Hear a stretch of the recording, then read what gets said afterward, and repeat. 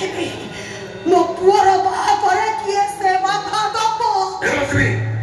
ସେଭଳି ଦୁଃଶାସନ ରଖିନି ତାର ତମ ହସ ଖୁସି ଜୀବନ ଆକାଶରେ କାରଣ ବୈଶାଖୀ ସାଜି ମୁଁ ସବୁ କିଛି ନଷ୍ଟ କରିଦେବି। ତମେ ଆଜି ପର୍ଯ୍ୟନ୍ତ ପ୍ରତି ମୁହୂର୍ତ୍ତରେ ଗୋଟେ ବାପର ତାକ ଦେଖେଇ ଆସିଲ, କିନ୍ତୁ ଏବେ ଏଇ ମୁହୂର୍ତ୍ତ ଠାରୁ ଗୋଟେ ମାର ତାକକୁ ନିଜ ଆଖିରେ ତମେ ହିଁ ଦେଖିବ।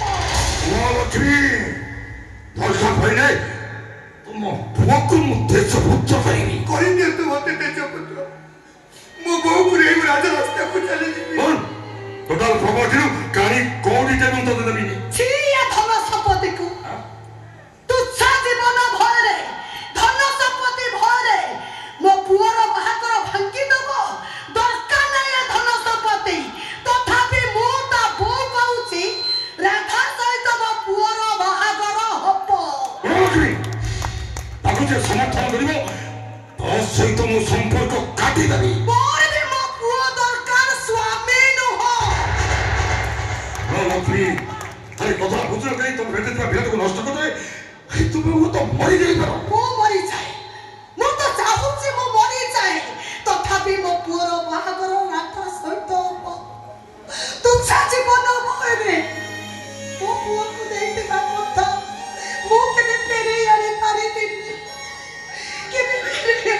ଠିକ ଅଛି, ତମ ପୁଅ ସହିତ ତମେ ବି ଏ ଘର ଛାଡ଼ି ଚାଲିଯାଅ। ଏବେ ଯିବି, ଏଇ ମୁହୂର୍ତ୍ତରେ ଯିବି। ଯୋଉ ଘର ଘର ନୁହଁ, ଗୋଟେ କଠୋର ଆଇନ ଶୃଙ୍ଖଳାର ଲୁହାର ପଞ୍ଚୁରୀ, ସେ ପଞ୍ଚୁରୀ ଭିତରେ ବନ୍ଦୀ ଏହି ମାଲିକର ନିର୍ଦ୍ଦେଶରେ ନିଜ ଅନିଚ୍ଛା ସତ୍ତ୍ୱେ ରାମ ନାମ କହିବା ଅପେକ୍ଷା ବଡ଼ ବାହାର ଦୁନିଆରେ ଖୋଲା ଆକାଶର ମୁକ୍ତ ବିହଙ୍ଗ ସାଜି କିଚିରି ମିଚିରି ଶବ୍ଦ କରିବାକୁ ଇଏ ଲକ୍ଷ୍ମୀ ବେଶୀ ପସନ୍ଦ କରିବ। ଲକ୍ଷ୍ମୀ ଏଭଳି ନିଷ୍ପତ୍ତି ନେବା ଆଗରୁ ତମେ ଆଉ ଥରେ ଚିନ୍ତା କର। ଆଉ କିଛି ଚିନ୍ତା କରିବା ଦରକାର ନାହିଁ। ସର୍ବସ୍ୱ ବିଚାରପତି ଆମ ମା ପୁଅଙ୍କର ବିଚାର କରେ। ତମେ ତ ଆମକୁ ନିର୍ବାଚନ ଦଣ୍ଡ ଶୁଣେଇ ସାରିଲଣି, ଆଉ ପୁଣି କିଏ ବିଚାର କରିବି? ମୁଁ ଏବେ ମୋ ପୁଅକୁ ଧରି ଏ ଘର ଛାଡ଼ି ଚାଲିଯିବି। ଚାଲେ ରେ ପୁଅ, ଚାଲେ। ମା, ମୁଁ ବି ତମ ସାଙ୍ଗରେ ଯିବି। ମୁଁ ଆଉ ଏ ଘରେ ରହିବିନି। ମନୋରଞ୍ଜନ ଅକୃତଜ୍ଞ ବେଇମାନ, ଏଇଥିପାଇଁ କଣ ମୁଁ ତତେ ରାସ୍ତା ଘରୁ ଉଠେଇ ଆଣି ମୁଁ ତତେ ପୁଅ ଭଳି ପାଇଥିଲି? ଆଲୋଚି ବାବୁ, ଆପଣ ମୋ ପାଇଁ ବହୁତ କିଛି କରିଛନ୍ତି, କିନ୍ତୁ ମୋ ମା ମୋ ମୁହଁରେ ଆହାର ଦେଇଛନ୍ତି। ବାବୁ, ନିଜ ମା ଭଳି ମୋ ଝଡ଼ା ପରିଚୟ ସଫା କରିଛନ୍ତି।